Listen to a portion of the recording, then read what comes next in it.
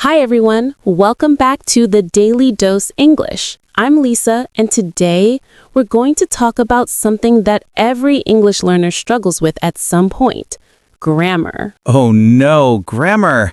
That word sounds scary to many learners, Lisa. I know, Peter, but it doesn't have to be scary. Grammar is actually like the backbone of a language. It helps us express ideas clearly and correctly. True, but honestly, I used to hate grammar. Too many tenses, too many rules, too many exceptions. You're not alone. Many of my students feel the same, but once they learn how to approach grammar smartly, everything starts to make sense. So let's help our listeners do the same today. Great, so where do we start? First, it's important to understand why grammar matters. Some people say, I just want to speak. I don't care about grammar. But grammar helps you sound natural, avoid confusion, and build confidence. That's right. I remember when I first started speaking English, I often said things like, he go to school every day. People understood me, but it sounded wrong. Exactly. Small grammar mistakes can change how people perceive your fluency. Learning grammar doesn't mean memorizing boring rules. It's about learning patterns. Patterns. Yes, think of grammar as a system of patterns that help you predict how words fit together. Once you recognize these patterns, grammar becomes your friend, not your enemy. I used to study grammar from a thick book, but I'd forget everything after a few days. That's because you were learning grammar in isolation. Grammar should always be learned in context, through sentences, dialogues, or short stories. So instead of memorizing present simple is used for habits, I should see it in real sentences like, I drink coffee every morning. Exactly. And even better, make your own examples. I study English after dinner. My sister plays the piano. Creating sentences helps you internalize the rule. That makes sense. It's like practicing vocabulary. You need to use it to remember it. Another mistake learners make is trying to study everything at once. Oh yes, I did that too. I wanted to learn all 12 tenses in 1 week.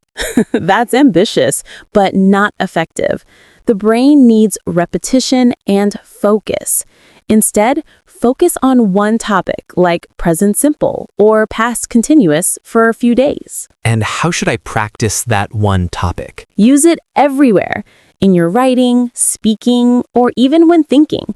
For example, if you're learning the present perfect, spend your day saying things like, I have finished my homework. I have seen that movie. So kind of like immersion, but focused on grammar. Exactly. You're immersing yourself in a single grammar form until it becomes automatic. I think one reason I improved was that I started noticing grammar when watching movies. That's a powerful technique. We call it grammar noticing.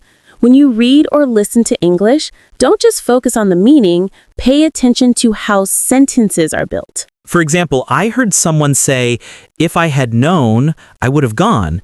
And I thought, wait, what tense is that? That's the third conditional, a tricky one, but that's how you learn. Curiosity is key.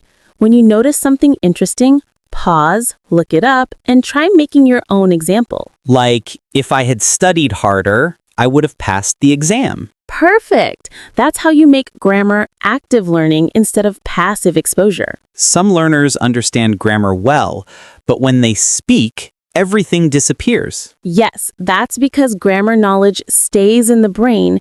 It needs to be activated through practice. Speaking and writing help transfer grammar from theory to automatic use. So, I should force myself to use new grammar in conversation? Not force, but challenge yourself. For example, if you're learning used to, try telling your friend a story. I used to play basketball when I was young. That's fun. And I can also write short paragraphs using new grammar rules. Exactly. Even short daily journaling, like what did I do yesterday or what will I do tomorrow, can help reinforce grammar. I sometimes feel shy when I make grammar mistakes. Don't be. Mistakes are proof that you're learning. No one becomes fluent without making thousands of errors. The key is to learn from them. How can I do that? Try to keep a grammar diary. Every time you make a mistake and get corrected, write down the correct version. Review it once a week. It's a great way to track your progress. I love that idea. It's like having my personal improvement list. Nowadays, we're lucky to have technology to help us learn grammar more effectively. Like grammar checkers? Yes, tools like Grammarly or Language Tool can show your mistakes instantly.